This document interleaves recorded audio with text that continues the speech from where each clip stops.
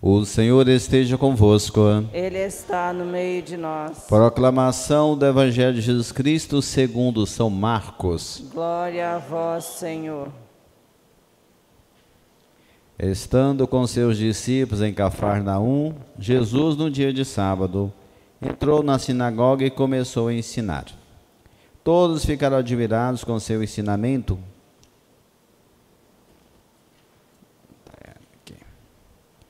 Naquele tempo, Jesus saiu da sinagoga e foi para Jontiá.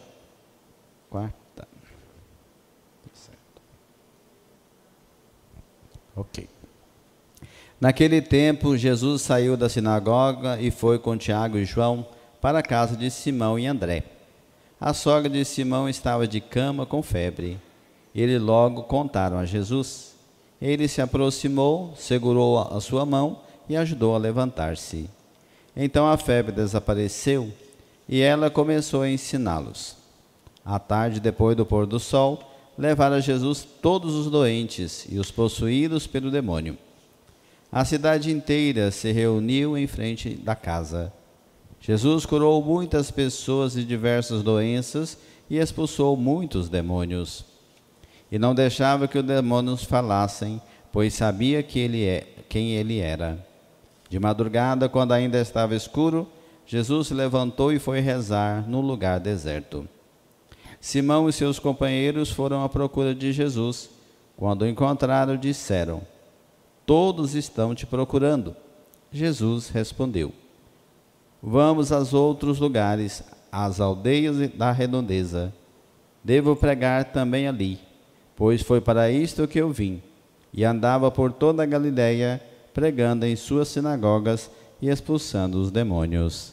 Irmãos e irmãs, a palavra da salvação. Glória a vós, Senhor. Queridos irmãos e irmãs, nós estamos vivendo, agora começamos a primeira semana do tempo comum. O que essa liturgia então nos propõe? A leitura do Evangelho de São Marcos durante todo este ano. E Marcos quer mostrar quem é Jesus através do quê? Através dos sinais que ele realiza. Então, através da caminhada com Jesus, dos sinais, dos milagres que ele vai realizando, ele vai mostrando quem ele é. Ou seja, uma catequese da pessoa de Jesus. Quem ele é e qual é a sua ação no mundo. Como nós ouvimos então da primeira leitura de hoje. Essa primeira leitura da carta aos Hebreus é muito interessante, porque ela fala algo que é fundamental, o sacerdócio de Jesus. Ele veio para salvar os seus, mas experimentou toda a natureza humana, menos o pecado. Portanto, o que apresenta a leitura? Algo importante para a gente reconhecer que Deus veio para salvar toda a humanidade. Toda a pessoa que confia na sua misericórdia. Ele tornou o sumo sacerdote ponte de salvação para todo mundo, para toda a humanidade. E isto acontece como? Através de sua morte na cruz. Ele reconcilia todo o gênero humano. Agora, a salvação não é um fato. A salvação é um processo de vida. Jesus já fez a parte dele morrendo na cruz por nós. Mas a nossa parte ainda não. Porque nós vamos caminhando com o Senhor para perceber a sua ação e ser transformados por Ele.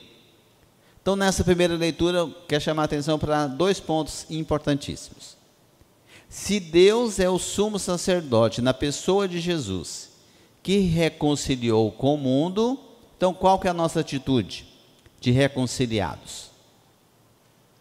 As nossas atitudes do cotidiano mostra que realmente nós somos reconciliados com Deus e com os irmãos e irmãs?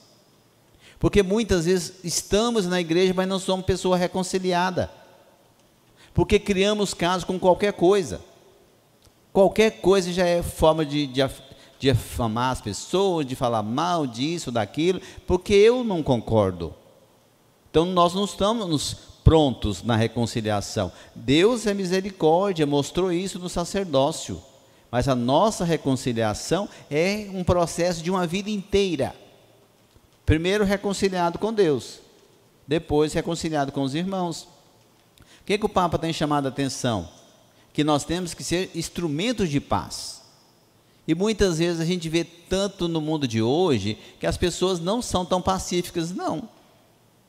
Parece mais que tem um ódio dentro, qualquer coisinha que trisca já sai para fora, é a nossa conduta, ou a nossa fala, muitas vezes que não é de gente que vive paz e de pessoa reconciliada. A outra parte é que a gente tem que ser ponte. Ponte, instrumento, o sumo sacerdote. Sacerdócio é isso, Jesus é o sumo sacerdote. A ponte entre o humano e o divino. E diz algo importante porque ele experimentou a nossa humanidade. Então a revolta, a gente estuda na teologia que a revolta dos anjos contra Deus foi quando ele anunciou que o seu filho ia assumir a condição humana. E que os anjos deveriam ser submissos a ele. Aí aparece o quê? O anjo mau, o demônio, porque não quis obedecer a Deus. Porque como que o espírito, seres espirituais, pode obedecer ao humano? Só que Jesus tinha as duas naturezas, humana e divina. Portanto, nós temos que ser pessoas que ligam, pessoas que unem, pessoas que somam na unidade, ou seja, ser ponte para aqueles mais fracos, carregar o peso dos fracos. São Paulo fala assim que a gente tem que amar e suportar os fracos, porque nós somos de Cristo e somos amados por Ele, né? Então aí o que o salmista nos lembra? Que o Senhor se lembra sempre de qual aliança que Ele fez conosco? Fez várias alianças conosco. Primeiro lá no dilúvio, salvou toda a humanidade. Depois enviou seu filho, que nasceu da Virgem Maria. Depois o seu próprio filho, morto na cruz. Então Deus sempre fez aliança com o seu povo. Deus sempre caminhou com o seu povo. Deus sempre mandou profetas, pessoas para anunciar o seu amor. Mas nem sempre nós acreditamos ou vivemos essa experiência. E diz assim: dai louvores ao Senhor, gritai e anunciai todos o seu nome. Anunciar o nome do Senhor aqui não é só com palavras, é com atitudes. A forma da gente ser tem que mostrar quem nós somos.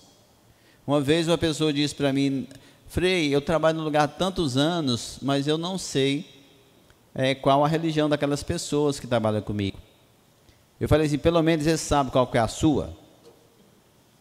Porque os outros não souber, não sabem, mas se você, como católico, não dá um sinal, não é pela sua camiseta, não, é pela sua vida. Se ele sabe quem você é, tem alguma coisa boa. Mas se não sabe, então está perdido. E muitas vezes nós somos assim. As pessoas não sabem quem que realmente nós somos, porque não manifestamos. Porque a nossa atitude, qual que era lá dos Atos dos Apóstolos? Vede como se amam. E a partir de todos queriam viver aquela experiência. Então é isso que mexe conosco, né? Eu acho que é importante fazer essa reconciliação com Deus. Depois o Evangelho de hoje mostra algumas coisas importantes. Primeiro, qual que é? É que Pedro tinha sogra, né? Que Jesus curou a sogra de Pedro. Então ele segura, é interessante, olha os gestos. Ele toca, estende a mão. Estende a mão.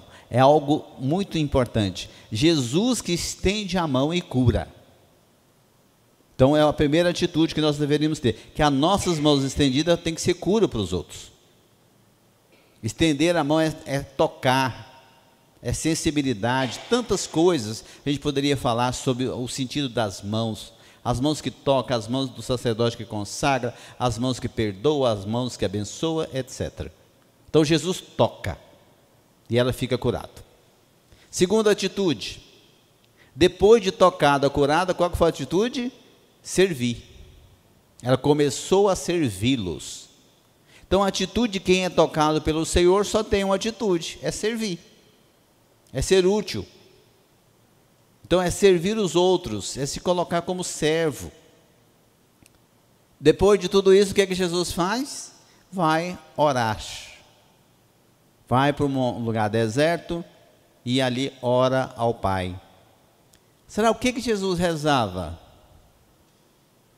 Será o que Jesus falava nas suas orações? Pelo menos duas coisas eu sei que ele falava. Pai, eis-me aqui. Pai, eis-me aqui. E depois, que a tua vontade se faça em mim. A mesma atitude de Maria. O que Maria disse? Eis aqui a serva do Senhor. Então Jesus se coloca, Pai, que a tua vontade seja feita. Até na cruz ele fala isso. Que a tua vontade, Pai, se for da tua vontade, eu entrego o meu espírito. Então muitas vezes a gente tem que aprofundar nessas coisas, porque a gente tem atitude assim, eu quero só fazer a minha vontade. A nossa vontade é tão pequena em relação à vontade de Deus a cada um de nós. Será que é só fazer o que eu desejo, o que eu quero? Isso é muito pouco. Porque a gente fala no mundo hoje de liberdade. Ser livre é fazer o que eu quero, ou então ser escravo de você mesmo, da sua própria liberdade. Isso não é liberdade. É uma forma de escravidão fazer só o que quer. Porque a gente tem que olhar o todo, não posso olhar só para mim. Então essa atitude, e mais uma atitude para concluir a nossa reflexão de hoje. Jesus, depois que ele reza, cura, ele mostra o serviço, a sogra de Pedro começa a servir, e ele sai dali, depois da oração, ele tem uma atitude muito interessante, que é ir de todos os lugares pregando o reino de Deus. Então quem faz uma experiência íntima com Deus é evangelizador. Quem faz uma experiência próxima com o Senhor se torna evangelizador. Não fica acomodado, anuncia o Senhor. Os discípulos faziam isso, e hoje quem são os discípulos? Todos nós somos discípulos do Senhor, amados do Senhor. Então, meus irmãos e irmãs, devotos de Santo Antônio, vamos procurar servir mais, vamos procurar curar a nós mesmos, ser pessoas reconciliadas e ser ponte para todos, como Santo Antônio sempre foi. Santo Antônio era incrível, tinha cada coisa assim na vida dele, que era assim aqueles estralos, né, na vida, aqueles tiques assim de Deus mesmo, sabe? Deus tocava. Tem uma atitude muito interessante. Santo Antônio era uma pessoa muito humilde. Depois que ele deixou a ordem e entrou nos frades, ele era bebista, professor, gente famosa. Sabe o que ele foi fazer no convento? Na cozinha. Trabalhava naquela simplicidade, se dedicava ao cuidado dos irmãos, e muitas vezes ninguém sabia quem ele era, o grande pregador que ele era. E tinha uma ordenação, o bispo marcado, e tinha um pregador. E o pregador não apareceu no dia da ordenação. O bispo falou: olha, eu não vou fazer agora, porque não é igual nós que improvisa na hora, né? Ele não, falou: olha, se não tem, não vai ter pregação. Porque eu não vou me expor, porque era tudo escrito, né? Coisas longas, discursos teológicos, filosóficos, né? E aí, alguém lembrou o frade e falou assim: olha, não, nós temos Antônio, ele está lá na cozinha, vamos chamar ele é bom pregador, ele fala bem. Chamou o Antônio. Quando o superior falou para ele: Antônio, ó, tem isso, isso e isso, ele falou assim, em nome da santa obediência, ele foi. Fez uma pregação que converteu muitas pessoas. Então, isso aqui é a graça de Deus. Quando nós somos cheios de nós mesmos, a graça foi embora. Quando nós nos colocamos como pessoas humildes, necessitados da graça de Deus, a graça atua. Então, a sua fama de pregador vem dessas coisas. Pequenas atitudes, pequenos gestos, mas que fez a diferença. Então, a exemplo de Santo Antônio, que nós também possamos fazer a diferença no mundo. Não vamos ser só mais um, não. Vamos fazer a diferença? Deixa Deus trabalhar em você. Deus quer fazer uma obra maravilha na sua vida. Quer fazer um vaso novo, como diz um frei que nós temos lá em Anápolis. 95 anos. Ele diz assim: Senhor, faça-me um vaso novo. É isso, é confiar na bondade de Deus, é na graça. Nós não somos nada, gente. Então vamos pedir ao Senhor nessa celebração que Ele nos ajude e que Santo Antônio interceda por nós.